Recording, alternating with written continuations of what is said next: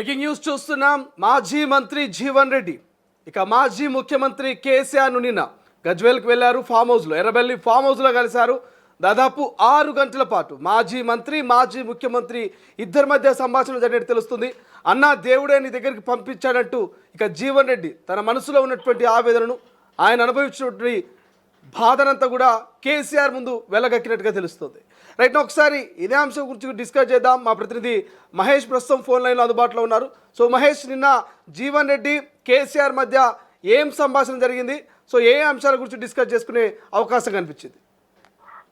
ఖచ్చితంగా అసలు ఇప్పటికీ నిన్నటి రోజు కేసీఆర్ దగ్గరికి జీవన్ రెడ్డి వచ్చిన పరిస్థితి మనం చూస్తుంటే ఉమ్మడి కరీంనగర్ జిల్లాకు సంబంధించిన అగ్రనాయకులందరూ కూడా కేసీఆర్ ఫామ్ హౌస్ చేస్తున్న పరిస్థితి.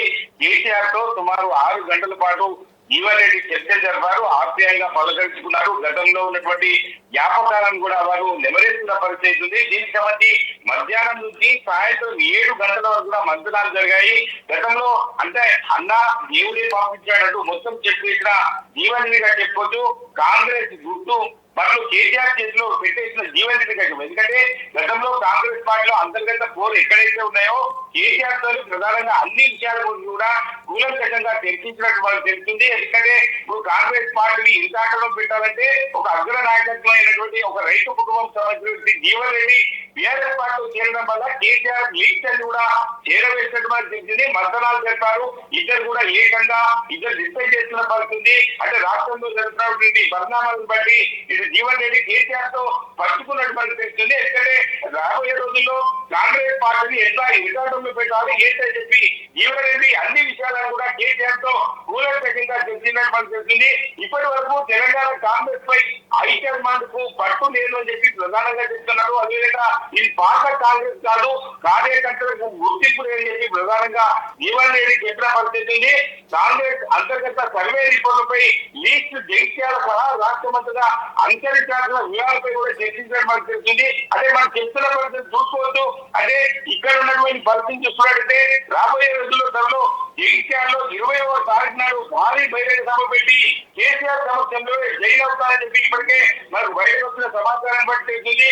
బీజేపీ ఒక తప్పు చాలా చేసింది, ఈ నింద ఏఐసీసీ పై వేస్తుందని చెప్పి ప్రధానంగా చెప్తున్నారు. రాష్ట్ర ప్రభుత్వం చేసిన తప్పును ఏఐసీసీ పై బురద జరగడం ఏంటని చెప్పి జీవన్ రెడ్డి కూడా చెప్తున్న పరిస్థితి మనకు తెలుస్తుంది.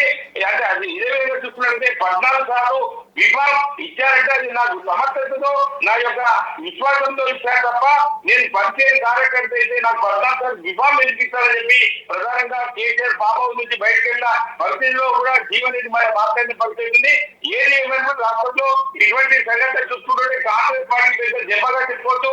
ఒక మంచి బరువు బలహీన వర్గాలకు సంబంధించిన ఒక రైతు బాంధవుడుగా జీవన్ రెడ్డి ఇటు కాంగ్రెస్ పార్టీని వీడి బీఆర్ఎస్ పార్టీ రావడం వల్ల అంతర్గతంగా ఒక రాష్ట్ర వ్యాప్తంగా చర్చ రాబోతుంది. రైట్, దాంతో పాటు ఇక ఇప్పటికే పొన్నాల లక్ష్మయ్య లాంటి సీనియర్ నేతలు కూడా బీఆర్ఎస్కి వెళ్ళినటువంటి సందర్భాన్ని చూసాము. సో మరో పొన్నాల లక్ష్మయ్య లాగా జీవన్ రెడ్డి భవిష్యత్తు ఉండబోతున్నట్టు కూడా కాంగ్రెస్ నేతలు కొంత కామెంట్ చేస్తూ ఉన్నారు. సో దీని మీద ప్రధానంగా ఇటు జగిత్యాలలో కావచ్చు, అటు కేసీఆర్ ఫామ్ హౌస్ బీఆర్ఎస్ నేతల్లో ఏం చర్చ జరుగుతుంది? ఎందుకంటే పొన్నాల లక్ష్మయ్య లాంటి వాళ్ళు కూడా పార్టీలో చేరారు, బట్ ఆయన సైలెంట్గా ఉన్నటువంటి పరిస్థితి. సో ఎట్లుంది మహేష్ అక్కడ ఫీడ్బ్యాక్ ప్రజల నుంచి? అంటే ఖచ్చితంగా ఎటువంటిది పొన్నాల లక్ష్మయ్య ఒక రాష్ట్ర అధ్యక్షుడిగా చేసినటువంటి బీసీసీ అధ్యక్షుడిగా చేసినటువంటి వ్యక్తులు కూడా ఈ బీఆర్ఎస్ పార్టీపై మొగ్గుతున్నారు. ఆ టైంలో ఆ సందర్భం బట్టి చూస్తుంటే అంటే పొన్నాల లక్ష్మయ్య అనవసరంగా కాంగ్రెస్ పార్టీ అధికారంలోకి వస్తుందా అంటే ఎవరు కూడా ఊహించలేదు. మళ్ళీ బీఆర్ఎస్ వస్తున్న సందర్భాన్ని బట్టి అంటే ప్రజలు ఇచ్చిన తీర్పును బట్టి కాంగ్రెస్ ప్రభుత్వం అధికారంలోకి రావడం, అంతకుముందే పొన్నాల లక్ష్మయ్య వీళ్ళు బీఆర్ఎస్ రావడం, అదే తీరులో ఈ జీవన్ రెడ్డి పరిస్థితి అయ్యే అవకాశం ఉందని చెప్పి ప్రధానంగా చర్చించుకుంటున్నారు తప్ప కేసీఆర్ కు సమవుద్దిగా ఉన్నటువంటి జీవన్ రెడ్డికి ఖచ్చితంగా సముచిత స్థానం కూడా కల్పిస్తారనే ఉద్దేశం కొద్ది ఈ యొక్క కాంగ్రెస్ పార్టీపై విసుగు చేయండి. ఇది బీఆర్ఎస్ పార్టీలో చేయడాన్ని ఇంకా 3 సంవత్సరాల ఈ యొక్క కాంగ్రెస్ ప్రభుత్వ పనితీరు ముందుంది కాబట్టి ఖచ్చితంగా వీళ్ళు చేసే ఈ యొక్క పనుల విషయంలో కావచ్చు, రైతులకు ఇచ్చిన హామీల విషయంలో కావచ్చు చాలా ఇబ్బందులు ఎదుర్కొంటున్నారు. నేను కాంగ్రెస్ పార్టీలో immediate నిలుచుకోలేకపోతున్నాను.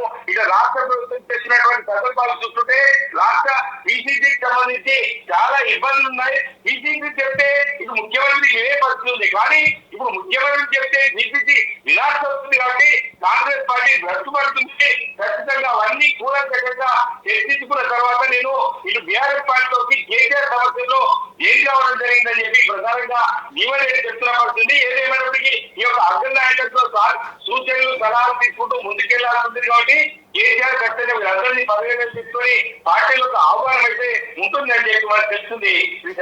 Right, thank you Mahesh, thank you for updates. ఇది ఓవరాల్గా మాజీ మంత్రి జీవన్ రెడ్డి, మాజీ ముఖ్యమంత్రి కేసీఆర్ కలయికపై భిన్న అభిప్రాయాలు కనబడతా ఉన్నాయి. ప్రధానంగా ఏదైతే మాజీ మంత్రి జీవన్ రెడ్డి ఎర్రబల్లి ఫామ్ హౌస్కి వెళ్ళారు మాజీ ముఖ్యమంత్రి కేసీఆర్ను కలిసేందుకు, నిన్న చూసాం మనం.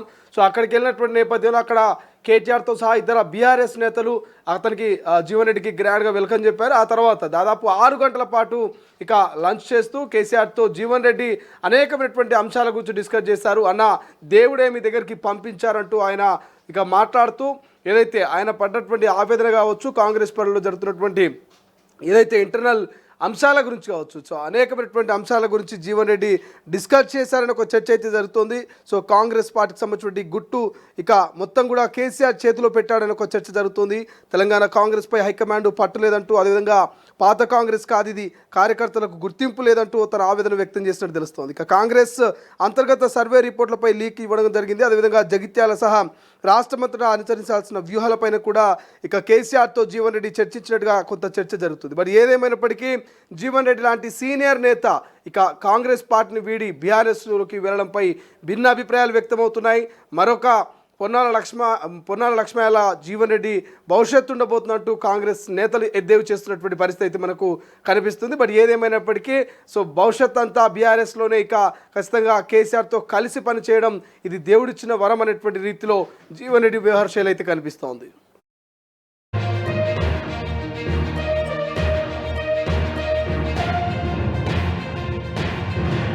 అసలైన తొలి వెలుగు.